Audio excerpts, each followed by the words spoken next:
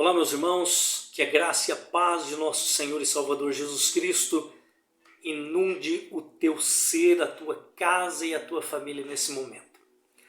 Nesse estudo nós estaremos tratando de uma área muito delicada. Então precisa muita reverência, muita orientação da parte de Deus.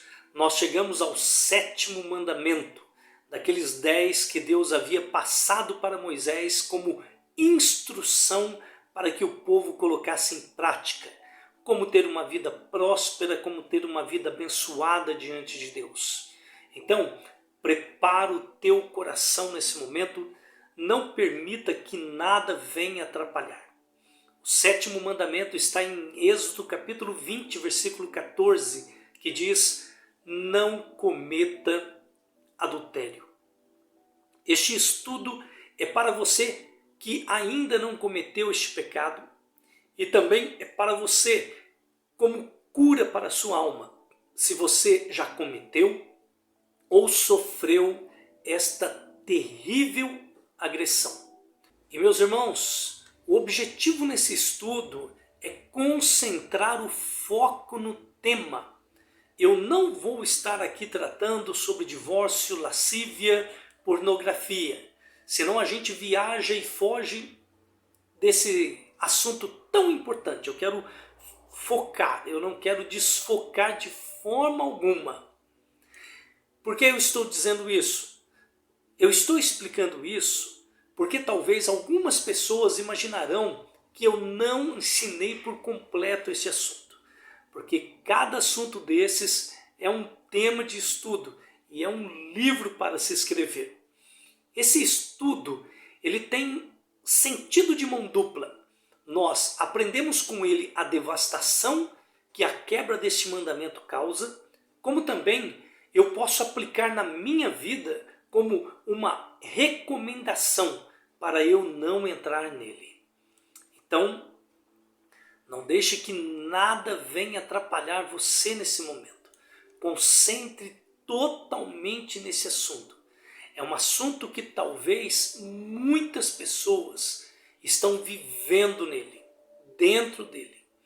Ou talvez você conheça algumas pessoas que também estão vivendo nessa turbulência e não encontra uma resposta, uma orientação para conduzir essa situação. E o meu objetivo nesse estudo é instruir você para que você seja uma ferramenta de Deus. Ou, se você estiver passando por esse momento, ser curado por Deus. O 7º mandamento é aquele que todos sabem que é errado, independente da sua moralidade. Quem nunca ouviu falar sobre ele, talvez existem povos, tribos, línguas, nações, tribos indígenas que nunca ouviram falar da Bíblia ou da quebra desse mandamento. Mas lá no fundo, todas as pessoas sabem que a quebra desse mandamento é errado. Ainda que em nossos dias há um conceito que diz sobre relacionamento aberto. É a nova moda dos atores, artistas famosos, né? Essas pessoas que estão em evidências, que praticam esse tipo de relacionamento. Não entra nesse barco. Esse é um barco furado, que vai trazer grandes consequências na tua vida. Do crente ao ateu, ninguém gosta de adultério.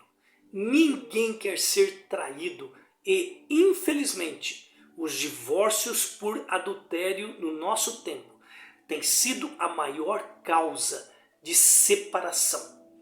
Quantos casais com filhos não têm sido devastados, lares devastados com essa prática demoníaca?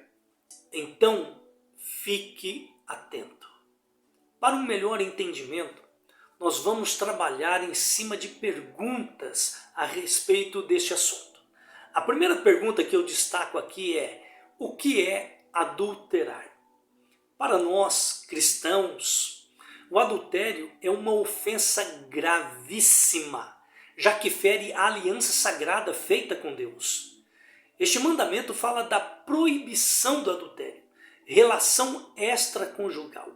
É a quebra da aliança feita entre o casal no dia em que eles assumirem serem leais até a morte um pelo outro. Ou seja, quando uma pessoa casada, ela tem relação sexual com outra pessoa casada ou outra pessoa solteira. O adultério é denominado uma traição contra a pessoa que você jurou ser leal durante todo o tempo da sua vida. Então, adulterar é a quebra de confiança por parte de um dos cônjuges. A segunda pergunta que nós vamos estar trabalhando aqui é: qual o motivo que leva uma pessoa a cometer adultério?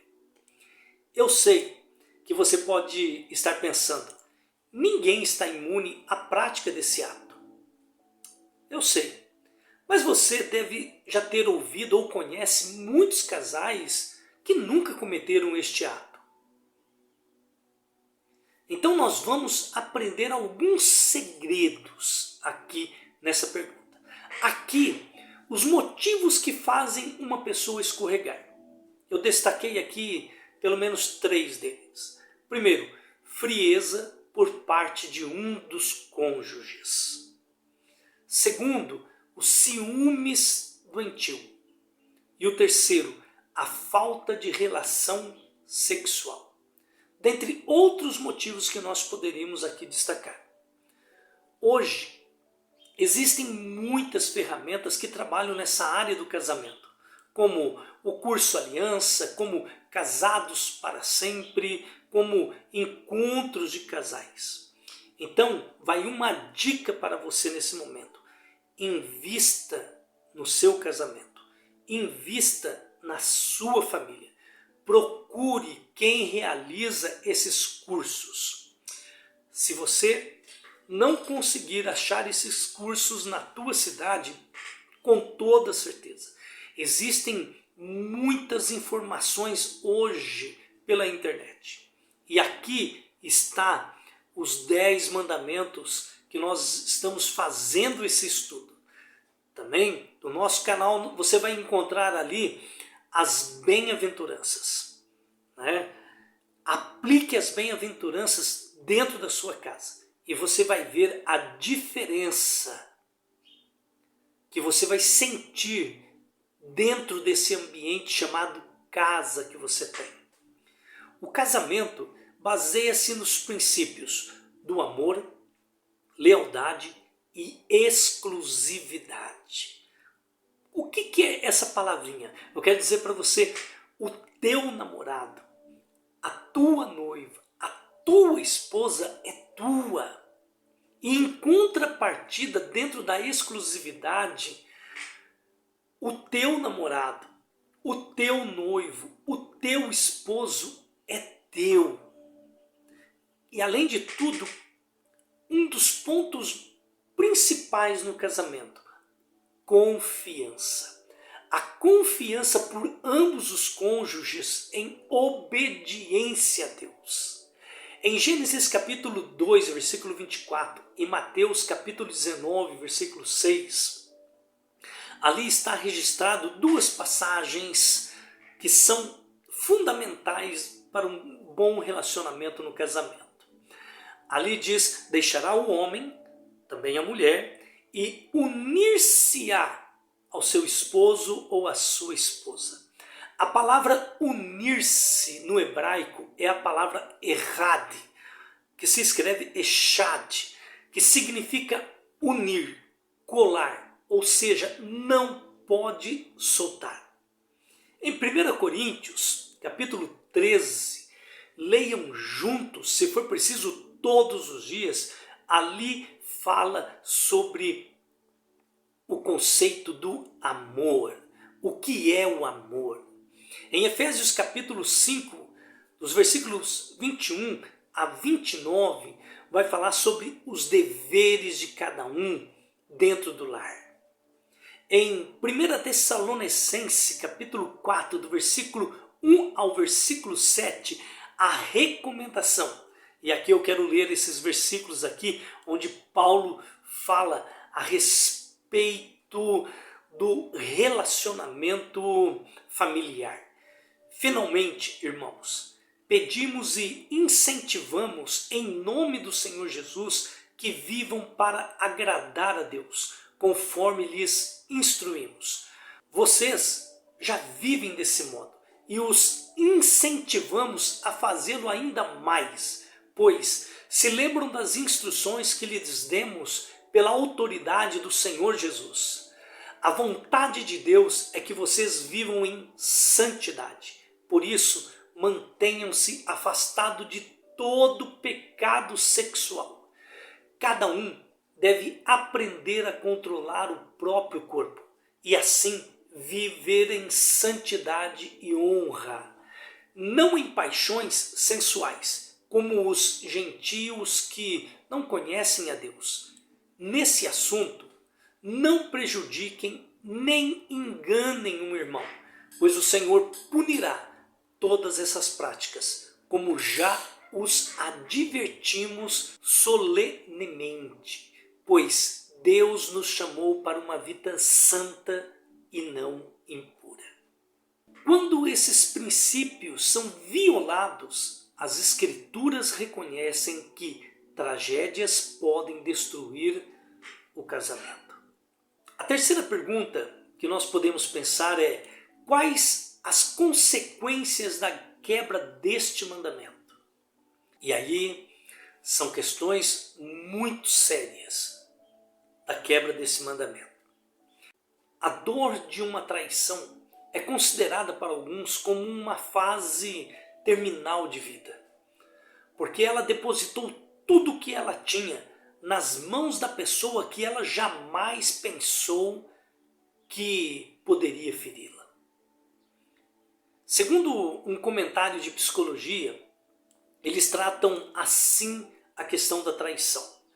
A traição é sempre acompanhada de muita dor e tristeza para ambas as partes, tanto para o traído como para aquele que traiu.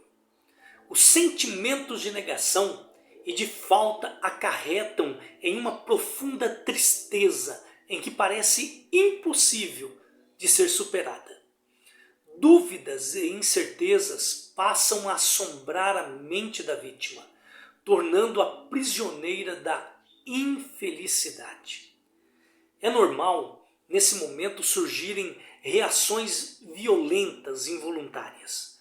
Além disso, uma traição amorosa pode levar a pessoa a sofrer transtornos psicológicos, como a depressão. Dessa forma, esses traumas violentos desencadeiam processos mentais e emocionais difíceis de lidar. Tamanho são os traumas e consequências desse ato. Se você quiser conferir, confere na Bíblia. Vê o estado que Davi ficou depois que ele cometeu esse pecado. Salmos 38 e Salmos 51. Vocês verão ali nesses salmos o prejuízo grande e devastador que é a quebra desse mandamento. O estado que Davi ficou, dos 50 anos provavelmente que ele pecou, até a sua morte, ele ficou em pele e osso, devido ao arrependimento desse pecado. A quarta pergunta que nós podemos formar aqui é: como proteger o nosso casamento contra o adultério? Primeiro, amor pelo cônjuge, respeito, sempre compartilhar como anda os teus sentimentos, ajudar um ao outro, colocar em prática e não pela boca para fora o que Efésios capítulo 5, como nós já vimos, nos ensina sobre o papel de cada um dentro do casamento. buscando também conhecer mais sobre o que a palavra de Deus tem revelado para termos uma família saudável. Mais temor diante do que estamos aprendendo sobre a gravidade desse erro. Fazendo isso, vocês serão o casal mais feliz da Terra.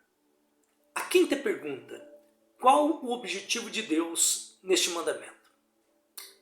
Aqui eu quero revelar para vocês o porquê Deus dá essa proibição nos 10 mandamentos. Em primeiro lugar, é preservar a família. Segundo, proteger o casamento.